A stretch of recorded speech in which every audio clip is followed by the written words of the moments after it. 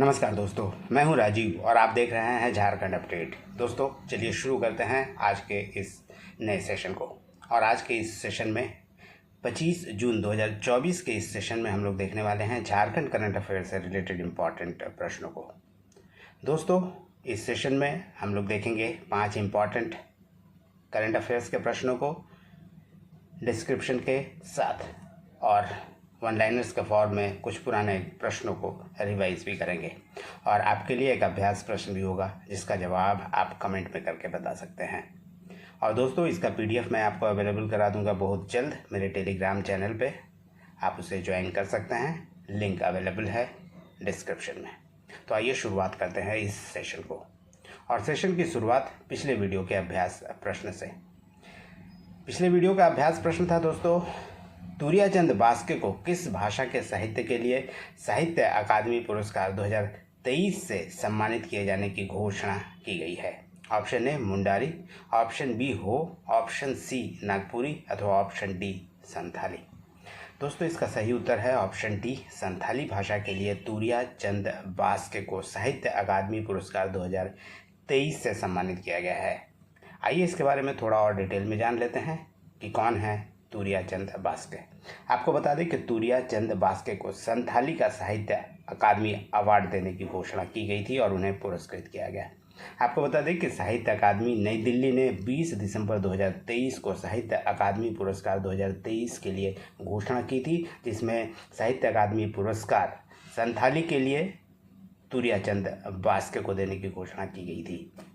आपको बता दें कि संथाली का साहित्य अकादमी अवार्ड 2023 कहानी संग्रह जोबा बाहा के लिए दिया गया है। उनकी पुस्तक कहानी संग्रह जोबा बाहा, जिसके लिए तुरियाचंद बास्के को उर्फ तारासिन बास्के को साहित्य अकादमी अवार्ड से सम्मानित किया गया।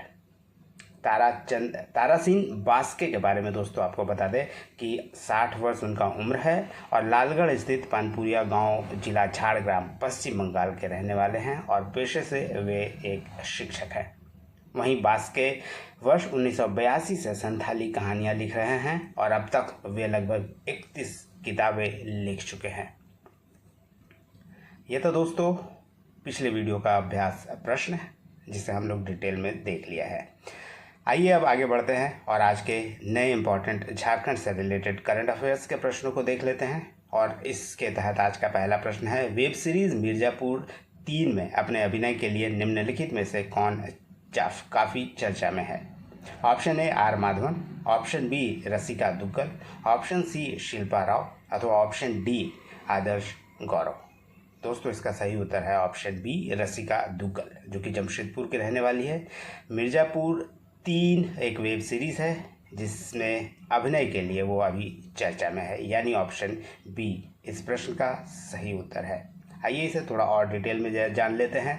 आपको बता दें कि रसिका दुग्गल मिर्ज़ापुर 3 में बीना त्रिपाठी के रोल में जमशेदपुर की है जो नजर आएगी। और यह एक वेब सीरीज़ है जो 5 जुलाई 2024 को रिलीज़ होने जा रहा है। आपको बता दें कि पंकज त्रिपाठी की पत्नी बीना त्रिपाठी का किरदार में इससे पहले रसिका दुग्गल मिर्ज़ापुर और मिर्ज़ापुर 2 में उनके अभिनय के लिए लोगों ने काफ़ी सराहा था। और अब मिर्ज़ापुर 3 में भी लोग वो आने जा रही है और जो काफ़ी चर्चा में है।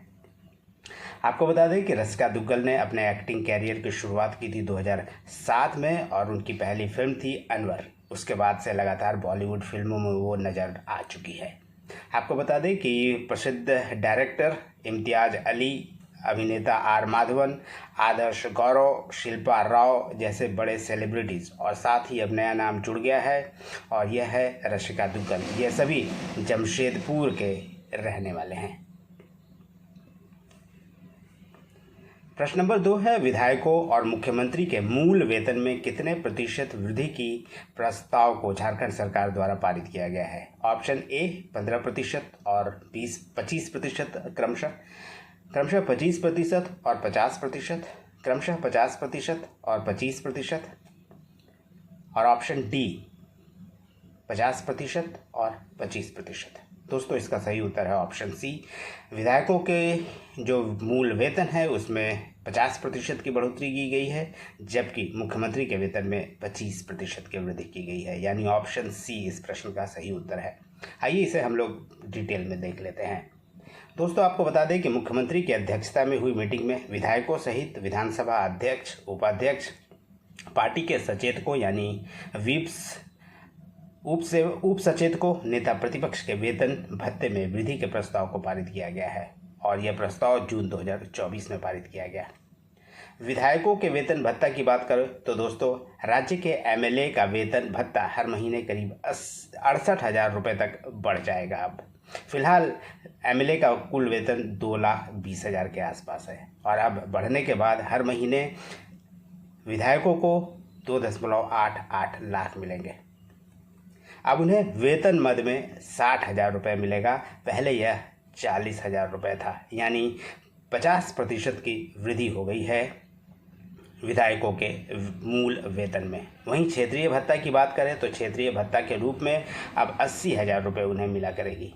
सत्कार भत्ता यानी हॉस्पिटलिटी अलाउंस के तौर पर 40,000 रुपये, दैनिक भत्ता यानी डेली अलाउंसेस के लिए 3,000 से 4,000 तक देय होगा। इसके अलावा जो सवारी भत्ता है यानी ट्रैवलिंग अलाउंसेस और अखबार के लिए भी अलग से भत्ता दिया जाएगा विधायकों को।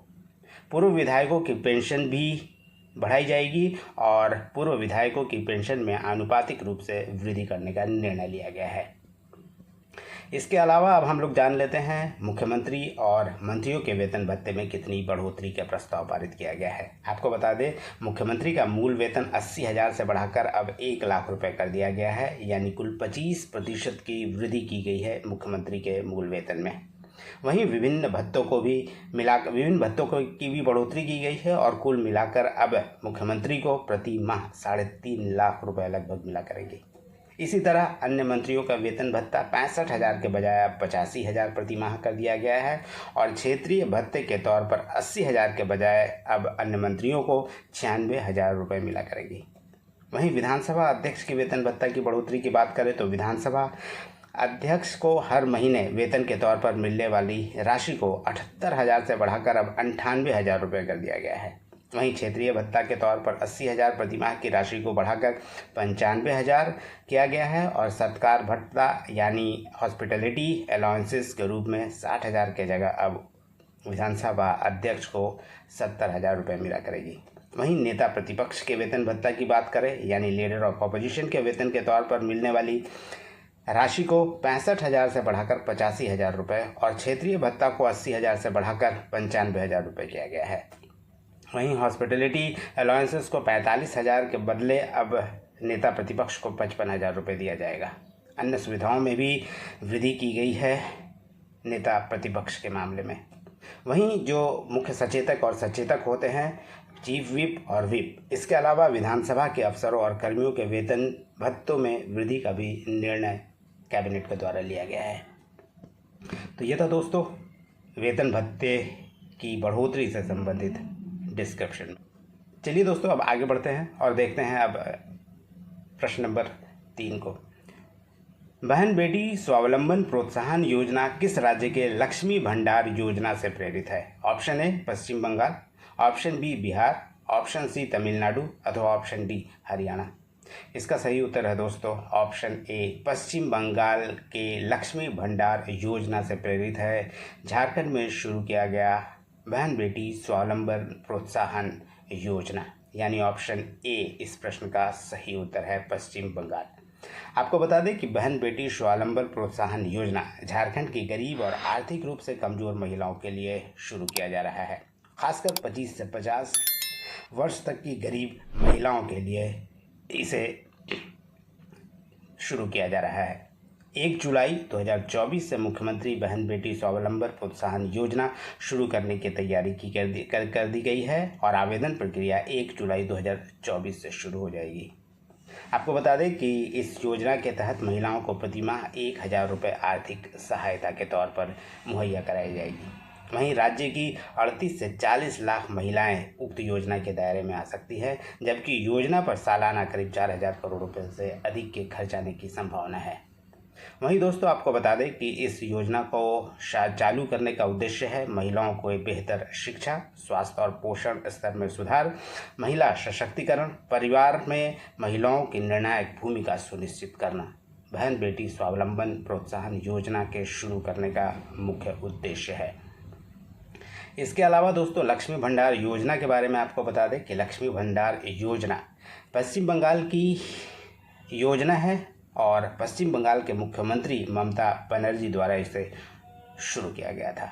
आपको बता दें कि 2021 के विधानसभा चुनाव में लक्ष्मी भंडार योजना शुरू करने का वादा मुख्यमंत्री ने की थी। यानी सीएम ममता बनर्जी ने 2021 विधानसभा चुनाव में इस योजना को शुरू करने की घोषणा की थी और सत्ता में आने के बाद ममता बनर्जी ने इसे लागू भी कर दिया और सरकार इस योजना के तहत गरीबी रेखा से नीचे जीवन यापन कर रहे परिवार की महिला को हर महीने नगद सहायता उपलब्ध कराकर उसे सशक्त कर रही है। प्रश्न नंबर 4 है, झारखंड के किस राजनीतिक दल ने अपना 38वां स्थापना दिवस जून में मनाया है? Option A CPM, option B AJSU AJSU, option C JMM अथवा ऑप्शन डी एनसीपी। दोस्तों इसका सही उत्तर है ऑप्शन बी आजसू यानी ऑल झारखंड स्टूडेंट्स यूनियन।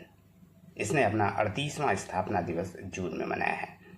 आपको बता दें कि आजसू झारखंड का एक क्षेत्रीय राजनीतिक दल है और इसने मनाया अपना 38वां स्थापना दिवस। All Jharkhand students union Jharkhand में एक क्षेत्रीय राजनीतिक दल है। इसके संस्थापक निर्मल महतो हैं और वर्तमान में इसके केंद्रीय अध्यक्ष सुदेश कुमार महतो हैं। इसकी स्थापना यानी आजसू की स्थापना 22 जून 1986 को की गई थी। आपको बता दें कि क्षेत्रीय दल के रूप में इसे 2010 में भारत निर्वाचन आयोग द्वारा सूचीबद्ध किया गया था और झारखंड राज्य के लिए एक क्षेत्रीय दल के रूप में उसे सूचीबद्ध किया गया था। सुदेश कुमार महतो की वर्तमान में जो आजसू है उसका चुनाव चिन्ह केला है और वर्तमान में आजसू के एक सांसद है झारखंड से, चंद्र प्रकाश चौधरी, जो गिरिडीह से सांसद हैं और ये दूसरी बार चुने गए हैं सांसद गिरिडीह से। वहीं आजसू के विधायकों की संख्या 3 है वर्तमान में। प्रश्न नंबर 5 है, झारखंड के विभिन्न विभागों में कितने मानदेय पाने वाले अस्थायी कर्मियों को भी अब ईपीएफ का लाभ दिए जाने का निर्णय लिया गया है, यानी एम्प्लॉयज़ प्रोविडेंट फंड दिए जाने का निर्णय लिया गया है। ऑप्शन ए 5,000 रुपये, ऑप्शन बी 10,000 रुपये, ऑप्शन सी 15,000 रुपये अथवा ऑप्शन डी 20,000 रुपये। इसका उत्तर है दोस्तों ऑप्शन सी 15,000 रुपये। झारखंड के विभिन्न विभागों के अस्थायी कर्मियों जिनका मानदेय 15,000 या इससे कम था उन्हें कर्मचारी भविष्य निधि यानी ईपीएफ एम्प्लॉयज़ प्रोविडेंट फंड का लाभ दिया जा रहा था। अब 15,000 से अधिक मानदेय पाने वाले अस्थायी कर्मचारियों को भी झारखंड सरकार ईपीएफ मुहैया कराएगी, यानी ईपीएफ का लाभ देने जा रही है। और झारखंड के विभिन्न विभागों, सार्वजनिक उपक्रमों और अन्य सरकारी निकायों में अस्थायी रूप से कार्यरत लगभग 90,000 कर्मचारियों को ईपीएफ का लाभ इससे प्राप्त होगा। मुख्य सचिव एल ख्यांगते ने राज्य के सभी अपर मुख्य सचिव, प्रधान सचिव, प्रमंडलीय आयुक्त और उपायुक्तों को कर्मचारी भविष्य निधि एवं विविध प्रावधान अधिनियम 1952 यानी employees provident fund and miscellaneous provision act 1952 के तहत सभी अस्थायी कर्मचारियों तक लाभ विस्तारित करने का निर्देश दिया है। आपको बता दें कि यह अधिनियम यानी employees provident fund and miscellaneous provision act 1952 वैसे सभी प्रतिष्ठान पर लागू होता है जहां 20 से अधिक कर्मी कार्यरत हैं। आइए दोस्तों अब आगे बढ़ते हैं। अब वन लाइनर्स के फॉर्म में कुछ पुराने प्रश्नों को रिवाइज करते हैं और इसके तहत पहला प्रश्न है, विश्व आदिवासी दिवस के अवसर पर रांची में 2 दिवसीय झारखंड आदिवासी महोत्सव 2023 का आयोजन कहाँ किया गया था? इसका आयोजन बिरसा मुंडा स्मृति उद्यान रांची में किया गया था और इसका थीम था 2023 का indigenous youth as agents of change for self determination. प्रश्न नंबर 2 है, Jharkhand state pollution control board ने किस स्थान पर नए हार्ड व सॉफ्ट कोक प्लांट लगाने पर रोक लगा दी है? दोस्तों इसका उत्तर है धनबाद। प्रदूषण से बचने के लिए ये फैसला किया गया है। झारखंड के गुमला जिले के किस प्रोडक्ट को जीआई टैग दिलाने की पहल उपायुक्त सुशांत गौरव ने शुरू कर किया था? इसका उत्तर है मानदर। जे ईरानी, जिनका निधन कुछ दिनों पहले हो गया, किस कंपनी से जुड़े रहे थे? वो टाटा स्टील से जुड़े थे लंबे समय तक। टाटा स्टील के एमडी रहे थे। झारखंड में मिशन इंद्रधनुष 5.0 अभियान क्या है, जिसकी शुरुआत 7 अगस्त 2023 को की गई थी? यह दोस्तों एक टीकाकरण अभियान है। मानसून सत्र के दौरान झारखंड विधानसभा में झारखंड स्वास्थ्य विज्ञान विश्वविद्यालय विधेयक 2023 के तहत इस विश्वविद्यालय का कुलाधिपति कौन होगा? दोस्तों, इसके तहत इस विश्वविद्यालय यानी झारखंड स्वास्थ्य विज्ञान विश्वविद्यालय का कुलाधिपति चांसलर होंगे मुख्यमंत्री, जो एक्स ऑफिशियो होंगे। झारखंड में मरांगोम के जयपाल सिंह मुंडा पारदर्शी छात्रवृत्ति योजना के तहत पहली बार कितने अल्पसंख्यक समुदाय के विद्यार्थियों का चयन किया गया है? इसका उत्तर है दोस्तों 3। आपको बता दें कि मरांगोम के जयपाल सिंह मुंडा पारदर्शी छात्रवृत्ति योजना के तहत एसटी के 10 छात्रों, ओबीसी के 7, एससी के 5 और माइनॉरिटीज़ कैटेगरी के 3 छात्रों का चयन किया जाता है। झारखंड में आदिम जनजाति समुदाय के युवाओं को जेएसएससी और सेंट्रल एसएससी प्रतियोगिता परीक्षा के लिए निःशुल्क तैयारी किस संस्थान के द्वारा कराई जाएगी? इसका उत्तर है टीआरआई, जिसे जनजातीय कल्याण शोध संस्थान कहते हैं, जो कि रांची में स्थित है। एमएमएसवाई का फुल फॉर्म क्या है? मुख्यमंत्री सारथी योजना, या कह सकते हैं झारखंड मुख्यमंत्री सारथी योजना, एमएमएसवाई का फुल फॉर्म है। वहीं बिरसा के फुल फॉर्म की बात करें तो बिरसा का फुल फॉर्म है block level institution for rural skill development. Jharkhand के बच्चों को स्किल डेवलपमेंट के लिए इसे ब्लॉक में शुरू किया गया है। किस विधानसभा क्षेत्र में 3 बार के विधायक रहे डेविड मुर्मू का हाल ही में निधन हो गया था? इसका उत्तर है दोस्तों सिकाड़ीपारा विधानसभा। अब बारी है आज के अभ्यास प्रश्न की, और आज का अभ्यास प्रश्न है जो कि आपके लिए है। यह प्रश्न है, निम्नलिखित में से झारखंड के किस हत्याकांड या नरसंहार के 75 वर्ष पूरे हो गए हैं? ऑप्शन ए श्रद्धा वालकर हत्याकांड, ऑप्शन बी चिलखारी नरसंहार, ऑप्शन सी खरसमा हत्याकांड, अथवा ऑप्शन डी बरही हत्याकांड। यह है दोस्तों आज का अभ्यास प्रश्न आपके लिए। आप इसका जवाब कमेंट में कर सकते हैं, और नेक्स्ट सेशन में वीडियो के शुरुआत में ही इसे हम लोग डिटेल में देखेंगे। तो ये था दोस्तों आज का सेशन। उम्मीद करता हूँ आपके लिए काफ़ी इन्फॉर्मेटिव होगा। जुड़े रहिए झारखंड अपडेट के साथ, झारखंड करंट अफेयर्स और नेशनल इंटरनेशनल करंट अफेयर्स के लिए। धन्यवाद दोस्तों, फिर मिलते हैं नेक्स्ट सेशन में। तब तक के लिए धन्यवाद।